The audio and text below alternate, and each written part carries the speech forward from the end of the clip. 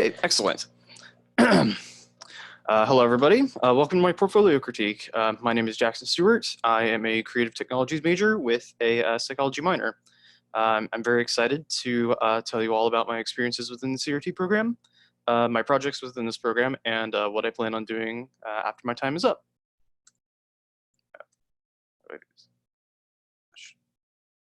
Okay. I am from Trinity, Alabama. I'm from a small northwestern town over in the state to the west. I came into Barry undeclared. I came in without any real idea as far as like what I wanted to do with any excuse me, any prior experience with any real field of knowledge, but I did have a small interest in technology.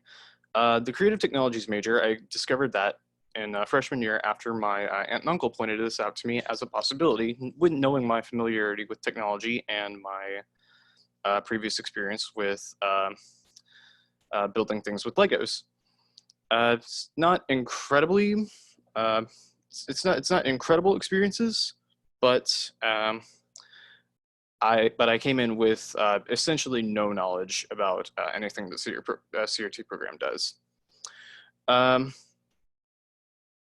I have been incredibly blessed to learn everything that the Creative Tech program had to offer. Many of the skills that I've learned have been essential with many of these projects that I've done. Most of these involve electronics and circuit design, processing Arduino, and just overall iterative design with, excuse me, all of the aspects of iterative design, excuse me. So now let's talk about my portfolio theme. My theme for this portfolio is everyday objects augmented with high visibility designs. These augmentations are done to effectively and easily communicate data that is useful and relevant for the user of each device. Many of these, excuse me. Many of these augmentations are done to assist people with just very basic mundane problems. One of these devices is the Cubby Monitor. This is a device that I made for the physical computing class in my sophomore year in Creative Technologies program. The problem that I was given for this was to make just a general kitchen object. We ended up narrowing that down to environments within kitchens need to be properly maintained with humidity and heat. And we needed a way to monitor that to make sure that food does not spoil or go bad in some way. Like you don't want grains of rice to develop to accidentally soften too much and just go completely bad because of an overhumid environment. So what we did was we took some very basic environmental sensors. One of those is a DHT11, which is a temperature and humidity sensor, and put it into an enclosure where it connected to an Arduino Uno, and it would capture environmental data and display it onto an LCD screen, as you see mounted there on the front. This device would turn off and on whenever the door to a cabinet was closed. As seen by the GIF right there, there's an object in front of the ultrasonic sensor in front. It stops displaying information on the LCD screen and turns off the lights on top. As far as to why we decided to use a temperature and humidity sensor, well, as I said before, you want an environment for particular types of food to be properly maintained. If it's too humid, things might get moldy faster, or they could soften and spoil just from overexposure to water. If something is too hot, it could probably melt, though I don't foresee that being too terrible a problem if a lot of items in your food pantry are canned goods. This device is incredibly useful for home, but let's take a look at something that can be used just about anywhere. This is a current project. This is what I call the COVID Buzzer. This is a project that's in the Hello World phase of design. I am working on this project with Jerry Pratt, Katie Kearns, and Alex Bryce. Together, we are looking for a way to slow the spread of COVID-19. One of the ways that we are looking to do that is by reducing the attempting to reduce the amount of times that people touch their face.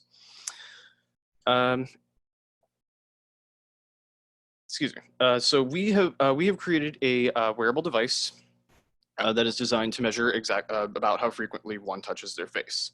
It is the design that we ended up coming up with was a armband that latches onto your dominant arm, and it has a magnet inside of it. It has a Hall effect sensor, and it has another ultrasonic sensor where it measures the distance. Essentially, how this works is when your arm is moved up like this, it will trigger the Hall effect sensor by reading a magnet inside of on the lower bicep, and the ultrasonic sensor on the upper part of the bicep will be triggered by the distance. By the specified distance between the forearm and the upper arm. That distance is approximately about 15 centimeters. That's about as close as we were able to get. Once both of those conditions are met, a buzzer will sound, and it will essentially warn the user, "Hey, you've touched your face. Stop it." What this does is it creates an avoidance condition for the user. This is essentially giving a negative reinforcement to the user, so that once the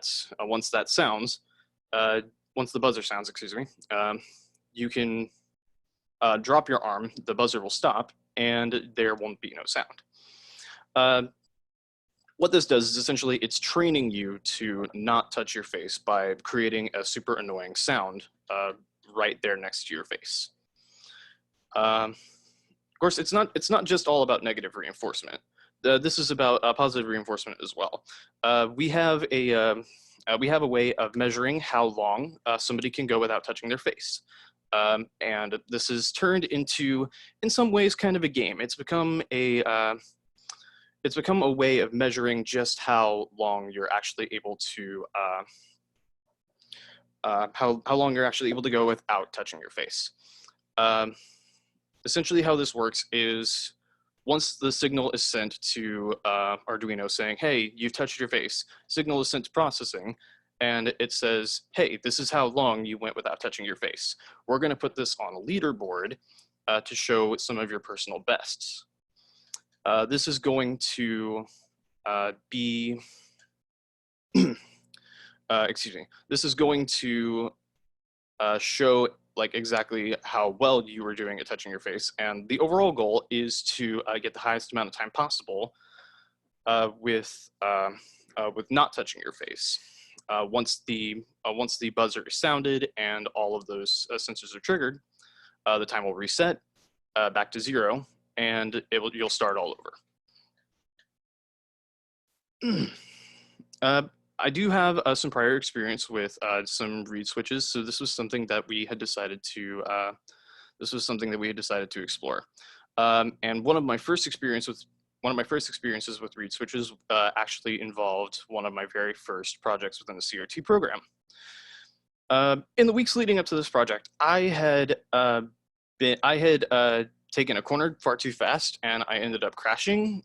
Really hurt myself and my pride, mostly. But that got me thinking about how could I possibly reduce the likelihood that I would get involved in a crash by taking a corner too fast. A speedometer was one thing that came to my mind, but I didn't want to spend ludicrous amounts of money on a speedometer. And the final project for CRT 101 was coming up, so I decided to try and make a personal speedometer using NeoPixels and an Arduino. but I had no idea how to actually create a way that counts off how many times, or like how fast I'm actually going. So Zane actually recommended, hey, reed switches. These are something that could be done to measure approximately how many times a wheel is turning, and it would give you a rough estimate of how fast you're going. So I decided to take that guidance, and I went with it. What I did was I placed a magnet onto the side of the wheel, and I placed a reed switch inside of a wheel well. This ended up, this was the trigger for, pardon me. Each time that the magnet ended up passing, it would trigger the reed switch, and it would send a message to Arduino saying, hey, it's triggered. The code that I ended up making ended up creating a threshold for where if the magnet passed by the reed switch a particular number of times, it would fill the NeoPixel strip with a number of lights and a color based off of how many times the magnet actually passed the reed switch. This was very helpful for looking at a glance or taking an approximate estimation of about how fast I was going based off of the colors. Pardon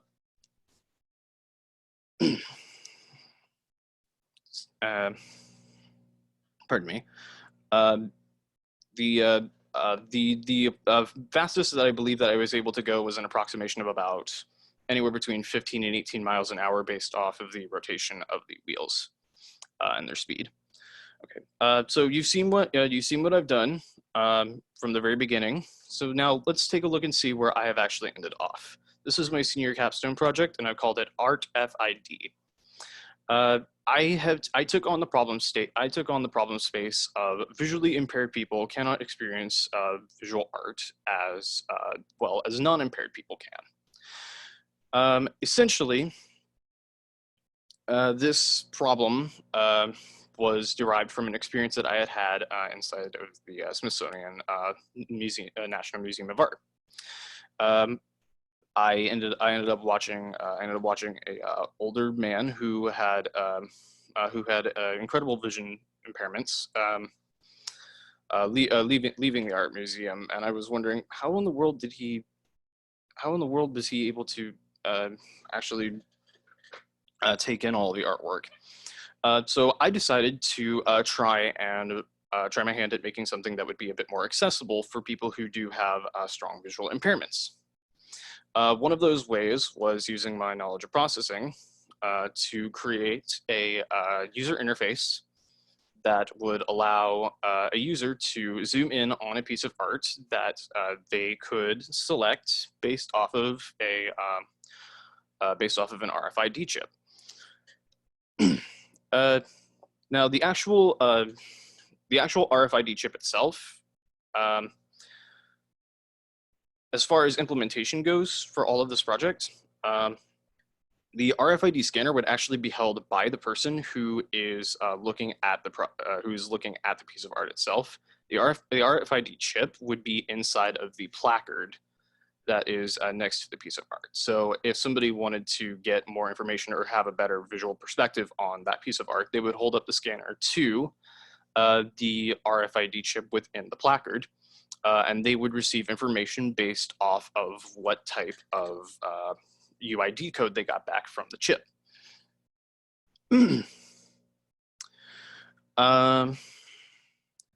Within this program, I was able to create a couple of functions that assisted in helping people that were visually impaired in some way. One of the primary things was a zoom function for focusing on a particular area of art to help make out details that people would otherwise miss.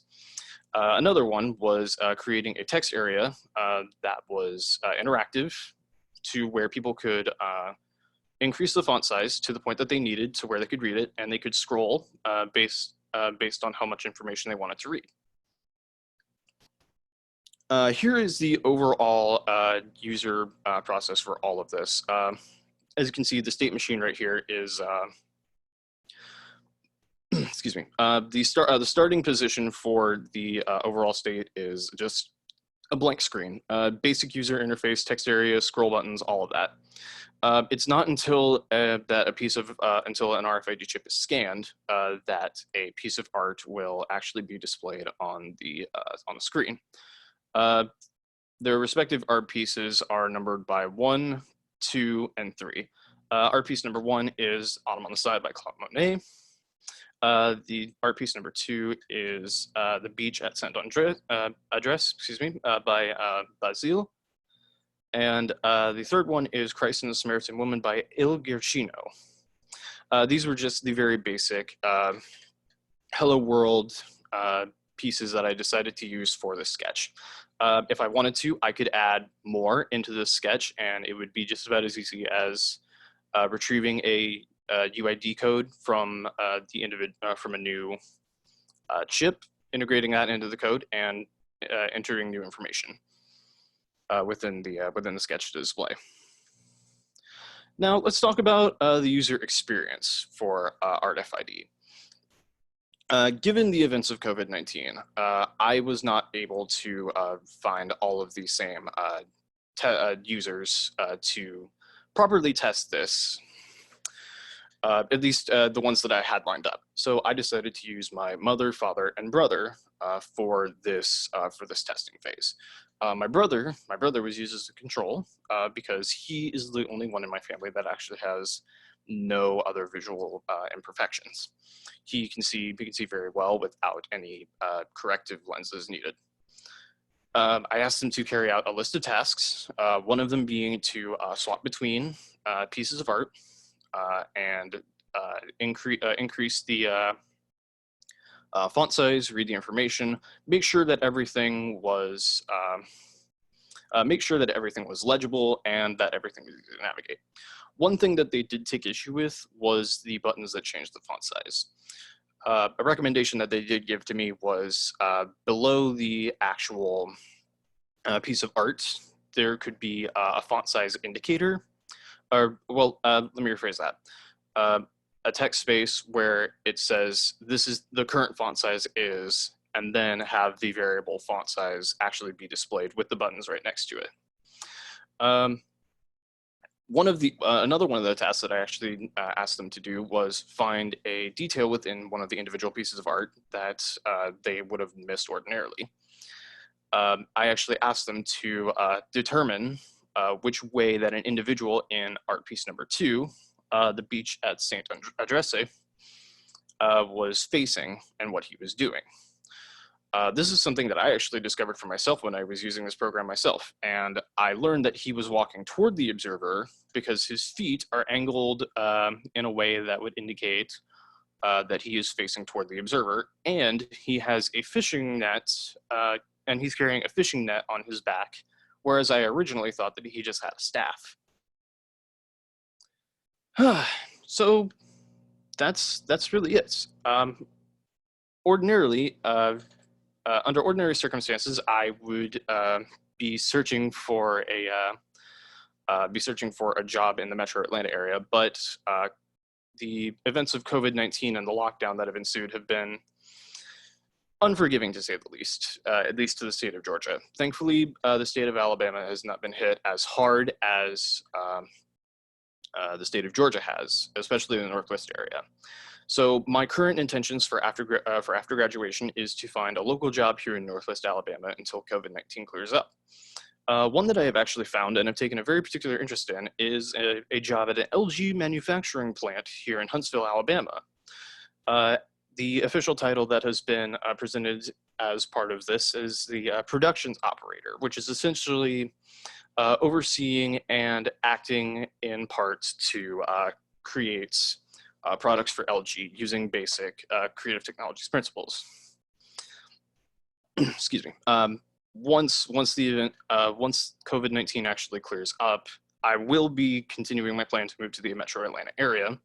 More specifically, I would be trying to find a place in Fayette County, and I would be searching for other jobs related to creative technologies field. Primarily, though, I would be pursuing work in the fields of product design, manufacturing, and, if possible, STEM education. All right, thank you very much. All right, thank you, Jackson.